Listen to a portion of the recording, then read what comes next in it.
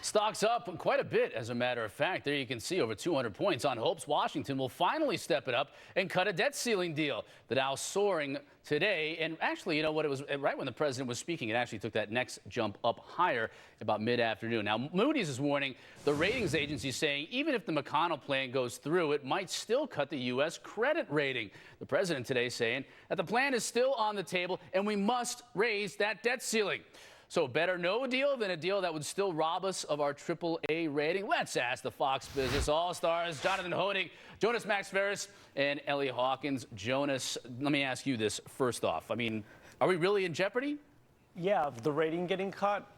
It's not a big whoop, you know. I mean, I think at this point, people are sort of baking that in as a possibility. And it's also not the end of the world to have your rating cut a little bit. Japan, until recently, was the second biggest economy. They've had their rating cut. I think it's under review for another cut.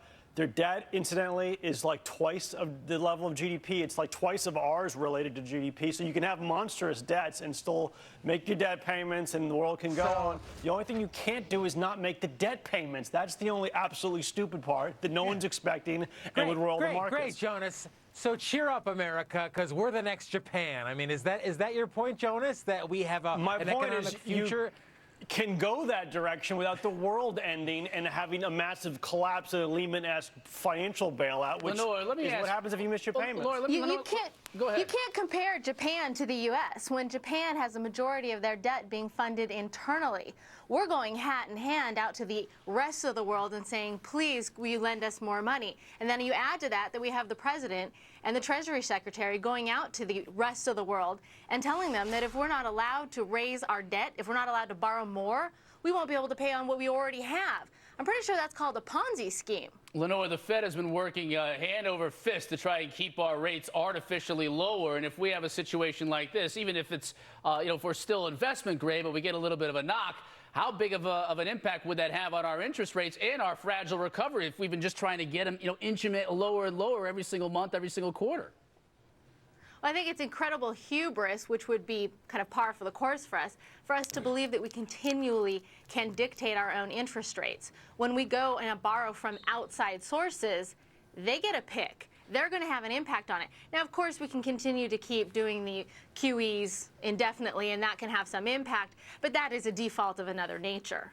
Jonas, what do you think what do you think the likelihood of this happening, though, is? I mean, these rating agencies took a hit a couple of years ago with the whole entire mortgage crisis. It's S&P, it's Moody's, it's Fitch, and they're not necessarily threatening, but they're saying we could do this, we might do this. Will they do this? They've made some embarrassing missteps in the past. There's no question about it. And I guess they don't want to be rolling the AAA dice, and then all of a sudden we do something really stupid. And then they're like, well, we screwed that one up too. So they want to get ahead of it. And again, lowering it just microly to like a minus or whatever is really not a significant cut. But yeah, I think they just want to show off, if anything, that they're on top of our evolving stupidity, that we're going to actually get a cut because of our own stupidity, not because of the natural way, because you just literally can't afford to make your payments like Italy or Greece.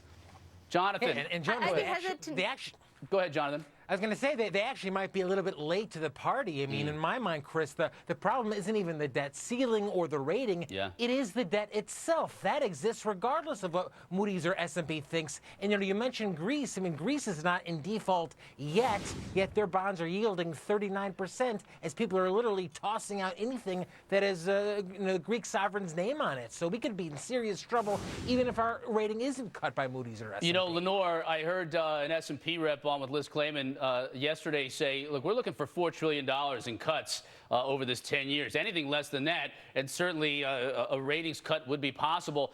I mean, the McConnell plan cuts what, $1.5 trillion over 10 years? It's not even close.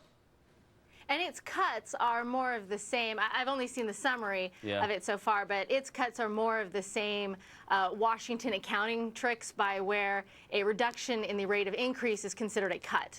And also a lot of cuts in latter years, 7, 8, 9, and 10, when who knows? Apple and Yahoo reporting earnings after the bell. Bet you heard about Apple, not many caring about Yahoo. Apple, again, blowing expectations out of the water. Our all-stars, remember, it wasn't too long ago, Yahoo was the big deal, and Apple, the afterthought come earnings season. Well, my, have things changed, haven't they, Jonathan? Indeed, Chris. I mean, Apple has doubled every 17 months for the last 8 years, and it's not because they got a stimulus or a bailout, but because they've innovated. Yahoo failed to do that, as you pointed out. They used to be the big dog. They dropped the ball. Apple picked it up, and that's why that stock's at an all-time high after hours. Jonas, 20.3 million iPhones, 9.25 million iPads. A year and a half after they released the iPad, they're still selling almost 10 million a quarter. The only negative thing is it's cutting into iPod sales because people are buying the phones and the iPads in massive, massive amounts of numbers. It's an incredible story. I don't know what the government angle was we were just hearing there, but I will say, technology stocks are unbelievably hard to predict in a weird way because they go from super successful like Yahoo was. It was a leader, had a $150 billion market cap, I think, in 1999 or 2000. And Apple was dead for 20 years. The stock went nowhere until like the mid-2000s. And then, boom, one takes off and one collapses. And Google also really destroyed Yahoo more than Apple did. And then you see a company like Groupon come out in 3 years. It's already probably worth more than Yahoo. It's not public yet, but that's probably what it's worth. I got to tell you, Lenore, you have Apple with a huge quarter, IBM last night with a huge quarter. I think, what was it, VMware also today after hours with a big quarter. Looks like tech is getting it done. The areas in which there's extreme innovation and they're coming up with ways to develop more of a bond with the customer, like at Apple, they're more than just technology. Arguably, some of their products have inferior technology to other cheaper alternatives, but it's about more than just the technology. They have a way of bonding with their customers that enables them to charge premium prices. If that's going to be able to continue, is Steve Jobs going to be able to stick around? Can this pace of innovation continue? Probably unlikely to continue indefinitely, but they seem to be doing quite well for now. They seem to do it year after year, certainly quarter after quarter. All right, federal workers more likely to die than lose their jobs. Federal agencies reporting a job security rate near 100%. A housing and urban development spokesperson saying, quote, "We've never focused on firing people. We're more focused on hiring the right people." They must have one hell of a talent evaluation system there. Jonas, whatever happened to cutting whoever can't cut it? First of all, it's worth noting you're allowed to smoke on the job as a federal worker, so that heightens up the mortality. No, you are not. That's not true.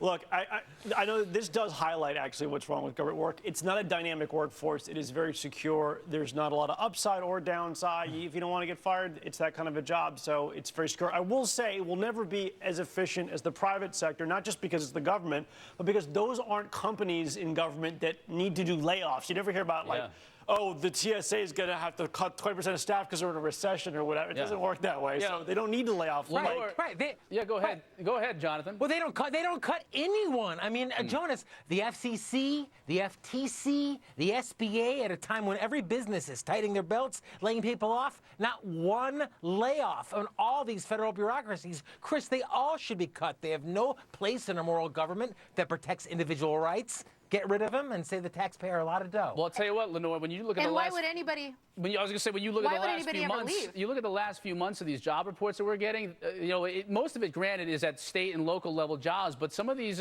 government jobs are going away.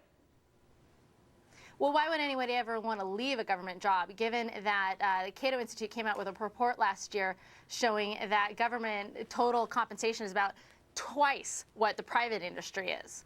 All right, American Express wants to friend you. The credit card issuer offering personalized deals on Facebook as long as you let it see your likes, interests, blood type. Kidding about that one, but I might not be too far off base. Companies getting too close for comfort. Really worth the discounts here, Lenore? Well, welcome to the modern century, where everything that you do is easily visible, from electronic commerce, where everything that you do is on a credit card. It's very easy for people to see what you're doing. And as long as people are made aware, let the buyer beware, let them make their own decisions. All right, Jonathan, scary to death? Chris, what scares you about the fact that Amex knows you like Cirque du Soleil and the Carnegie Deli? Jonas, what do you think? Scary? It's not scary because people like it, and people will put a webcam in their shower to get a 20% discount on shampoo. I mean, people like sharing everything on the internet. It's a very huge trend, and they don't seem to care if companies follow them every little way as long as they get deals. Jonathan, Jonas, Lenore, thank you so much. We appreciate it, and thank you at home for watching. We'll see you tomorrow, everyone.